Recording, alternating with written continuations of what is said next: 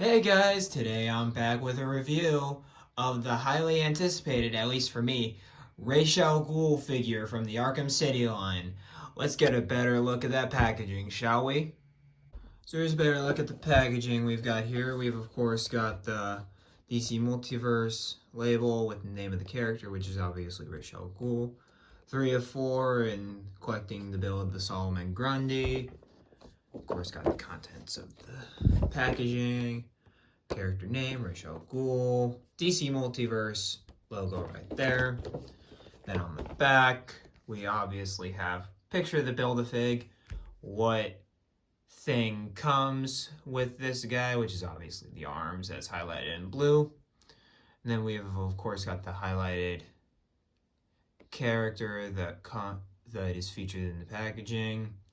And then, of course, we have the social medias for McFarlane Toys, and then we have name of the character, source material, and then the source material again, which is obviously Ra's al Ghul from Arkham City, and then the Arkham City logo right there.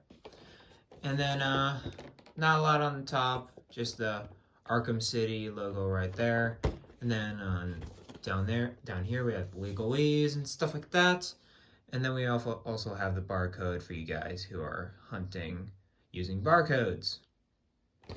Alright, let's get this man out of the packaging. Alright guys, here we have Ra's al Ghul out of the packaging. And before we take a look at what comes with the figure, of course we're going to take a look at the other stuff that comes with the figure. And I'm pretty sure you guys know what that entails. So, you know it, you love it, the hockey puck. He comes with a hockey puck. Every Multiverse figure comes with a hockey puck. Been through it 1,000 times. Go through rather quickly. We have the DC Multiverse logo right there. And then we've got the one peg. And then the 4 circles on the back. Black hockey puck right there. And then, of course, we have the card, which has a shot of the actual figure, which I can take it or leave it, because I have some gripes with how this figure is presented. But, of course, it's Ra's al Ghul, and it's not Raz al Ghul, it's not Raz al Ghul, it's not Raz al Ghul, it's Ra's. It's Ra's al Ghul. If the animated series says it's Ra's al Ghul, it is Ra's al Ghul. And I'm gonna be turned up if somebody says it's Raz, it's Roz, like in the fucking Nolan movies, which started this whole fucking controversy. It's Ra's, it's always been Ra's, fight me. Anyway, from Batman Arkham City. And then we have his real name, which is unknown, Ra's al Ghul, head of the demon, and that's basically it, except I know a decent amount of Ra's al Ghul, so this relatively doesn't serve anything, because I know a lot about Ra's al Ghul. He's one of my favorite Batman villains, so I know a decent amount about him. Ra's al Ghul, I'm pretty sure, lived during the ancient Egyptian times. He was born in the Middle East. It's obviously not really in the Arkham games. He doesn't look Middle Eastern, but he was born in the Middle East. His wife, he was excommunicated from his village for quote unquote murdering his wife, and he was like forced to be in he was transported in a cage with his wife's corpse in it and forced to survive. And I'm pretty sure that's when he founded the League of Assassins. I'm not sure about that one, but I know he was framed into killing his wife. He was excommunicated. He hunted down and destroyed his killers, and was like, hey. And then he saw and then he found the Lazarus Pits and formed the League of Assassins, and then realized humanity was building their shit a little bit too much. And so Raish was like, since I'm going to be an eco-terrorist now, I'm going to be an eco-terrorist. And so that started his plans to either flood the world with Lazarus, or that's actually in his first story, 1970 something. I don't remember the exact date. I think it's 73, but I could be wrong. But that story was actually adapted for the animated series episode Demon's Quest, which is one of my favorite episodes of the whole series. I love that episode. If you want a good idea on who Ra's al Ghul is, watch the Demon's Quest episode from Batman the Animated Series. You'll know exactly who he is in a matter of seconds. So, in a matter of that episode. And it's a two-parter, too, which makes it really grandiose, because they didn't do a lot of two-parters unless if it was something really special. But, yeah, let's take a look at... He also comes with the Grundy arms with the rusted chain and all that stuff, which we'll build in the next review. I'm not going to build it here. And so we'll put those to the side. And now we'll take a look at the sword real quick. And he can get a two-handed pose, but it's relatively limited with what you can do with it. This was the best I could do. I couldn't get it like... Actually, I can get it straight up and down, as seen right here. But I couldn't earlier. But yeah, it's very painful to do. It's clearly supposed to be a one-handed sword because that looks more comfortable. So yeah, it's clearly supposed to be a one-handed sword. But let's take a look at the sword. Put him back on the table like that. We'll take a look at the sword. It's a beautiful looking sword. It's very ornate. I really like the detail on it. I love the gold.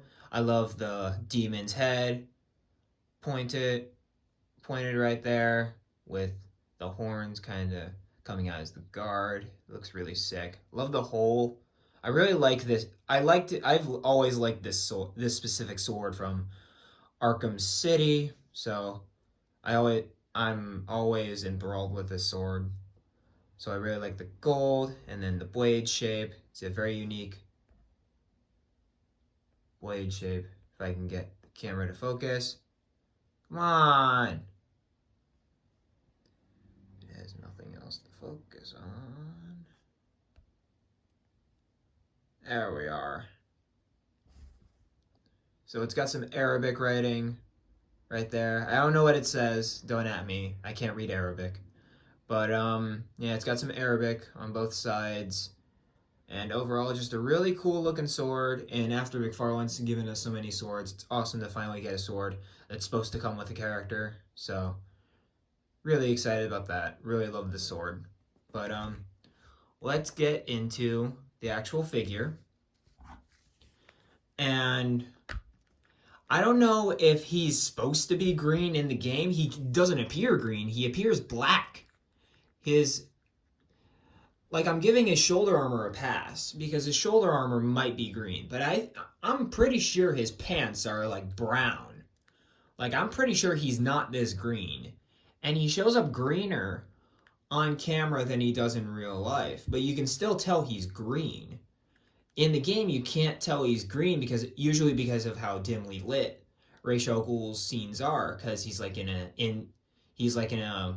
in the sewers of, there's a Lazarus pit underground, and so there's a lot of theatrical lighting and stuff like that in his stuff. But overall, I don't remember him being this green ever. And so it's a really weird choice for me. But besides that, it's a great looking figure. I absolutely love how they sculpted the knees to reflect the wrinkles in the pants. I absolutely love that. I noticed that as soon as I got it out of the packaging, I was like, oh, that's cool. And also, we get a closer look in my camera, focuses on anything. We have the tattoos, and it's actually painted in the joint, which is really cool. Then when you move said joint, it moves with it. It always The peg's always there, which is cool. I really like the fact that tattoos are the same, even though I would have loved to see them glowing green. That would have been awesome. But alas, he's supposed to be like depowered or something. So let's talk about the thing that everybody's going to be talking about this figure. It's the head. I don't like the head too much. I get what they're going for though, because Raish is supposed to have wicked gray temples. He always has gray temples, and I think they executed it okay, but in the game, I don't think he looks like this. I'm pretty sure he's got it to the point where it's like it's not supposed to be so much up front, like it's actually like built into the rest of the hair in game, but here it's just like aha, striking head, and then it's like oh shit, what the fuck's going on back here? Like it's really weird. And I'm pretty sure he has this eyeshadow though. And the beard is really clean. The beard is really clean. Like this is some of the cleanest McFarlane paintwork I've ever seen on this beard. It's awesome. But of course the armor has an armor with I never noticed he had the demon's head logo on his armor. And then as we move down, we of course have the demon's head logo on the belt. Then several gold notches right there. With you can actually holster the sword in these little areas if you want. That looks pretty striking right there.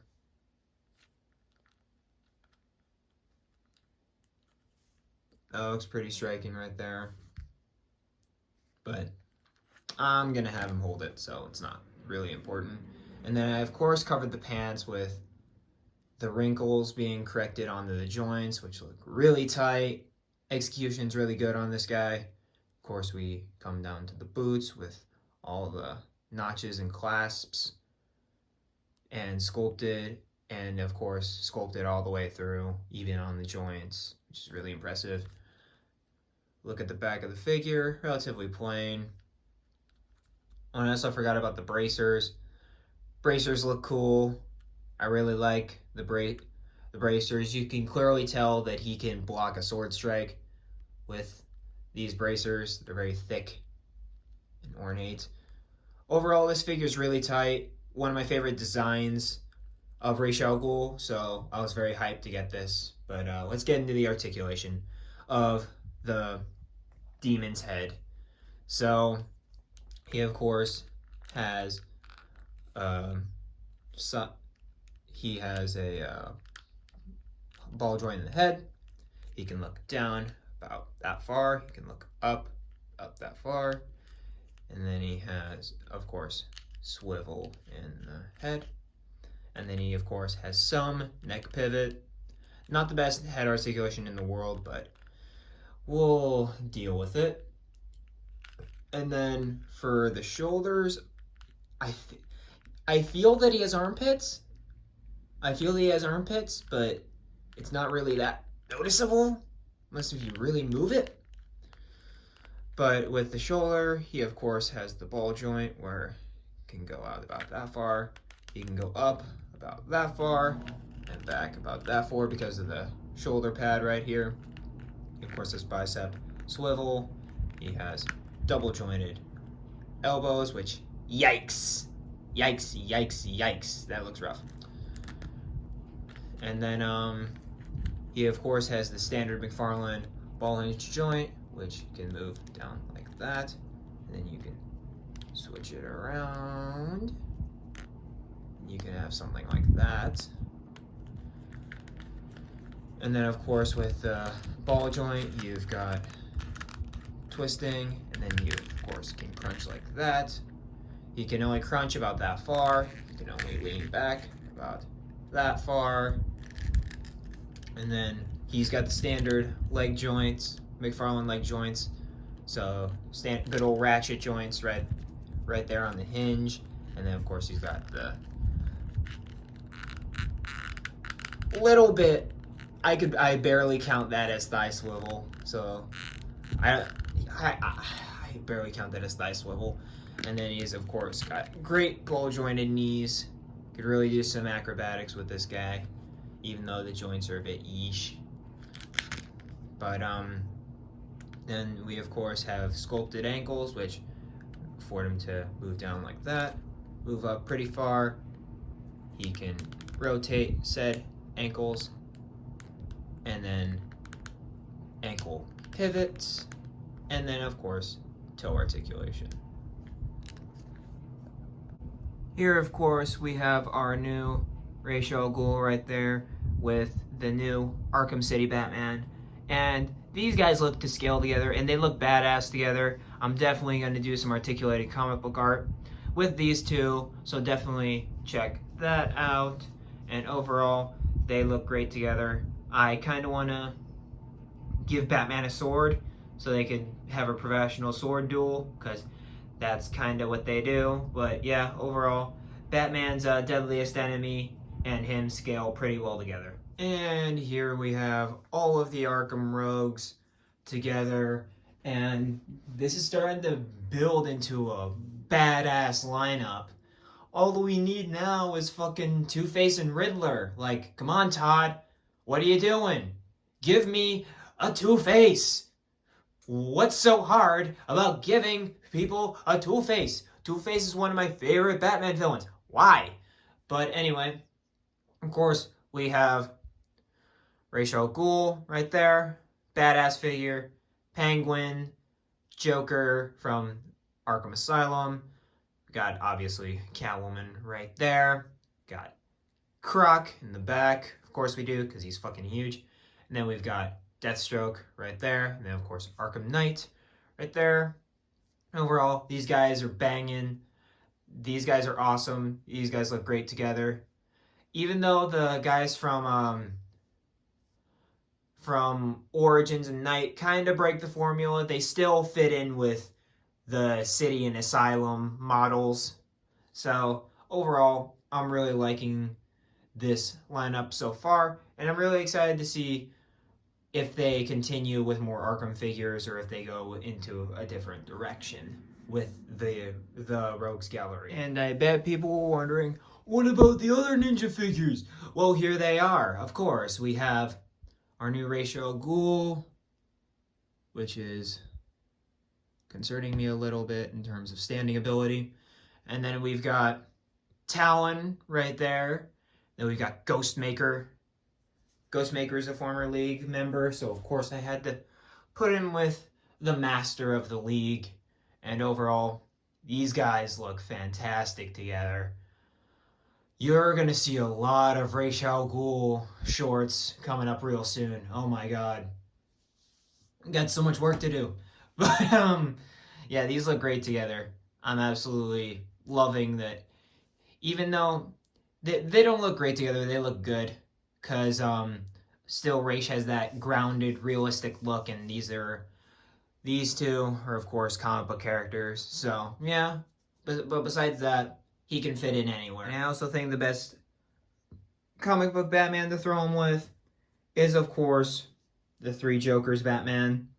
And mainly because he's got a lot of textures, he's got some textures, so it kind of fits. But overall, you could probably throw him with any Batman. Even that Liber Mayho one back there, that one might be a better fit. But he's a little short, though, so to get the proper height, probably go with Three Jokers Batman right there. And this is, of course, the end of this review. Overall, I really like Ra's al Ghul, but of course, I'm kind of biased because, of course, Ra's al Ghul is in my top 5 when it comes to Batman rogues. So, take it for what you will. If you like the realistic kind of look, I totally recommend getting him. But there's probably going to be a comic book one down the line that's probably going to blow this one out of the water. So, there is that going against him. But overall, I really like this Ra's al Ghul. I grew up with this design for Ra's al Ghul since I grew up with the Arkham games. So, overall, great figure. absolutely love the sword that he comes with, and he's just going to look intimidating on your rogue's shelf. And like I say again, great figure, can fit in anywhere. And of course, with a ninja figure, he's very agile. He can do a lot of jumping and stuff like that. So, yeah, totally get this guy. He's my. I'd probably say the Penguin is my least favorite figure from the wave, or Batman just because of how stiff he is and stocky he is because of the old body buck. But he is definitely like number one or number two. I haven't decided between him and Catwoman.